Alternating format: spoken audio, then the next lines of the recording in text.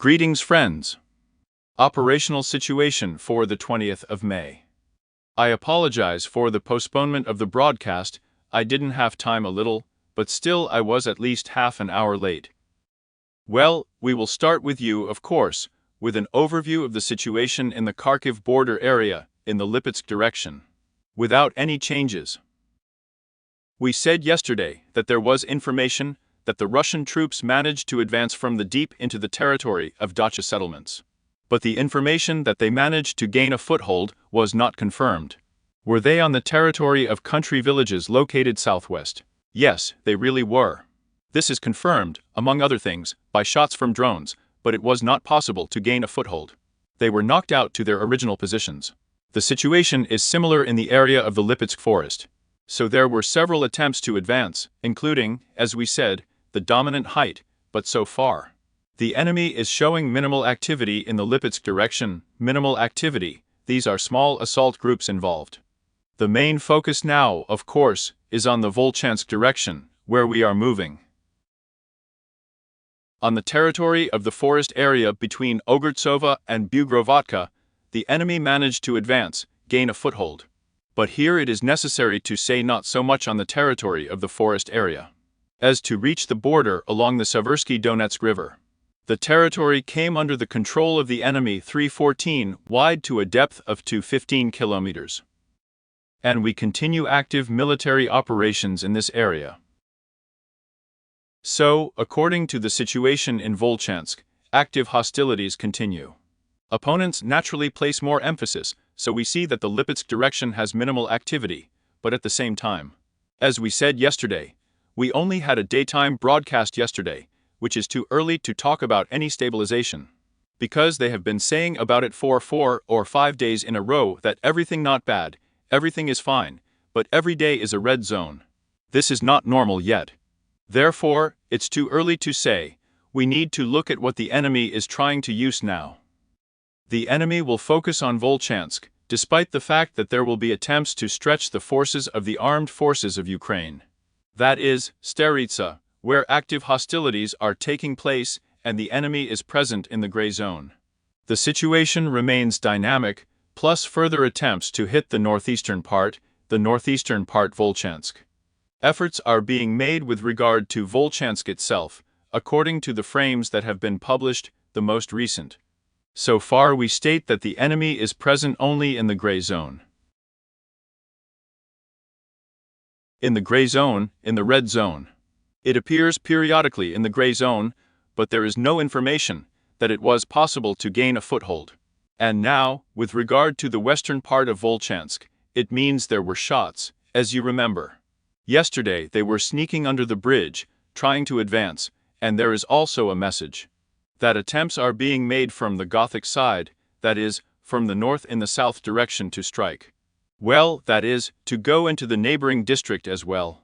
The situation we have, I would say, there are still a lot of areas for clarification. So far there are no fixed changes in Volchansk itself.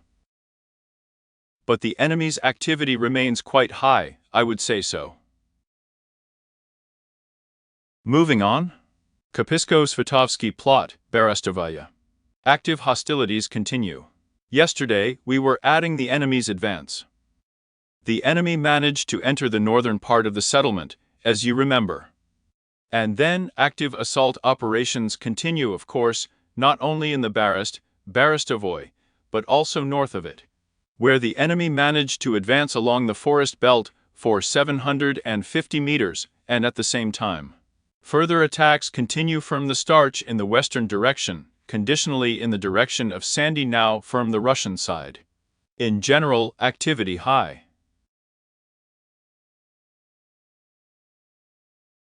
As for Sandy, it's too early to say, but at the same time, we see that the enemy is taking, well, first of all, attacking far away with considerable assault groups, and is making further attempts, I would say more, to advance along the beam. That is, just the same in the direction of Berestovoy logistics, that is, it is conditional to work in this direction. So far, the gray zone and the APU control zone have not changed in this area, but the pressure is on the beam. As for the birch bark, the assault operations continue.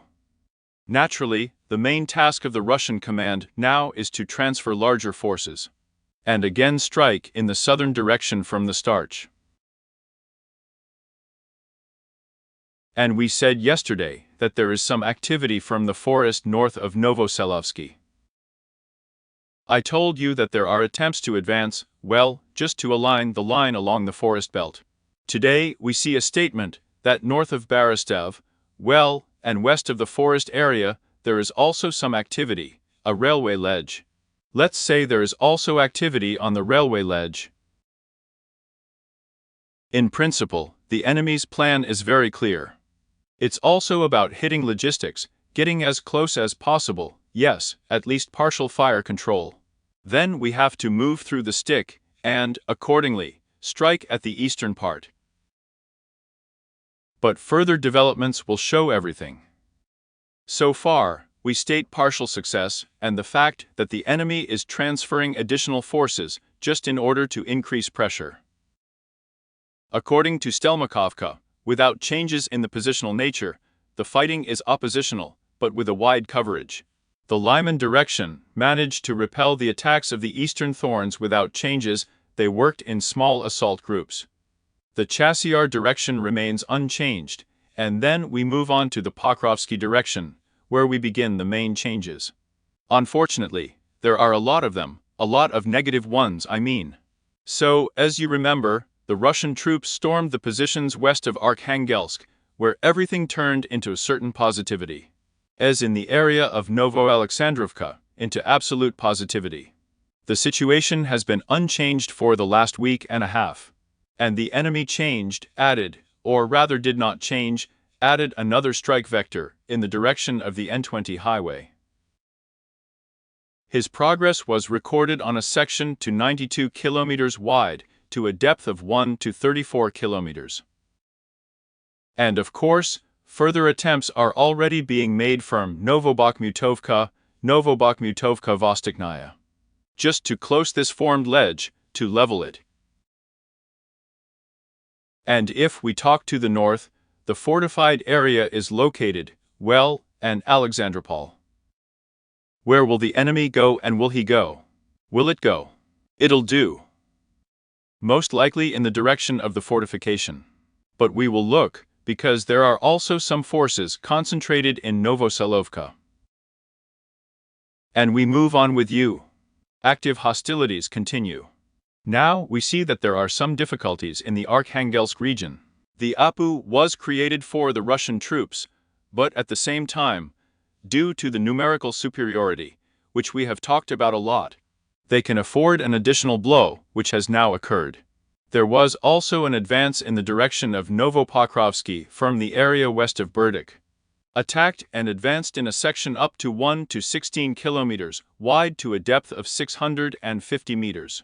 Along 3 forest belts. Activity persists both west of Semenovka and west of Orlovka, that is, further pressure on Uman. But we do not record any new changes in Uman. For non-tiles, we also record changes north of non-tiles. So, as you remember, we have already talked, we said somewhere 4 or 5 days ago, that there are attacks north of Not-Tailov. That is, attempts are being made from Vodian. But there we were talking about the bridge, in the area of the bridge, that the enemy is moving in this direction. Now this is not relevant, because the advance along the embankment street has happened, that is. The enemy will actually carry out pressure now, if we are not talking tile, only in the south direction, that is, both from the central part, and in the western part, to the remaining street. But as for those attacks that we had from Vodian, they were directed, as you remember, at the road just not Tylovo-Umanskaya. And the enemy was successful in this area. It was possible to gain a foothold on a section to 67 kilometers wide to a depth of 920 meters. Well, we continue to have active hostilities. The vector changes periodically, then they intensify attacks, as you remember, on Yasnobrodovka and Umanskaya, that is. In the area, let's say, where the presence of a gray zone remains with us. That is, there were several attacks, it was not possible to gain a foothold, but at the same time, it was possible to have partial success from the Balka area in the western direction. This is precisely due to numerical superiority. And despite the fact that the APU manages to repel a significant part of the attacks, but still we are not saying everything. Not everything, and the enemy has this partial success. It is no longer difficult to imagine what will happen next in the area of Nontelovo-Umanskaya, due to the fact that there is also an advance in the area of Novopokrovsky East and attacks from Semenovka, attacks from Orlovka, that is, there is a wide coverage. The main goal for him is the first settlement. Hap is his first goal, yes, the second, of course, is Yasnobrodovka. That is, going out to Yasnobrodovka, taking Yasnobrodovka, or rather, will allow him to build up again and go on the defensive in a certain area, because then there is no point in storming the Charles Reservoir, a very difficult area. Of course, it is completely mined, and it is not so big to pass through it, so they also understand this perfectly well. They will act just the same in the direction of Karlovka itself. This is the first vector. Well, and the most basic second vector, which we called primarily, is the Novoselovka of Persia, the Novoselovka of the first. We go further. We do not record any changes in Krasnogorovka. The dynamic situation remains in the settlement. Activity is very high. The South Donetsk sector of the front, yesterday we added a gray zone. Unfortunately, I did not conduct the evening broadcast. They said it on the evening broadcast. I published in my telegram with the coordinates where the enemy was present. We added only a gray zone, but they managed to gain a foothold in Paraskovevka itself, in its eastern part, southeastern, on a site to a depth of 800 meters. The situation looks like this. Naturally, the pressure continues. At the same time, not only in the south Donetsk Praskovyevka, active hostilities are taking place a little further south. It means that there the enemy is attacking along the forest belt in the north direction, conditionally in the direction of Konstantinovka. At the same time, the APU fighters managed to throw back Russian troops from one of the supports and the field reservoir. The situation for yesterday, the situation for today. But, unfortunately, the enemy was successful at a depth of 135 kilometers. At the same time, it was possible to throw it about 900 meters. A wide coverage, and just the same opportunities with numerical superiority, allow him to have such success now. Yes, it is partial, I agree, this is a minor success, but still the enemy continues to press and talk about stabilization. That the enemy has no strength, it's too early. It all depends on Western aid, I would say so. Where the number of artillery strikes will gradually increase, we see a real decrease in activity on the part of Russian troops.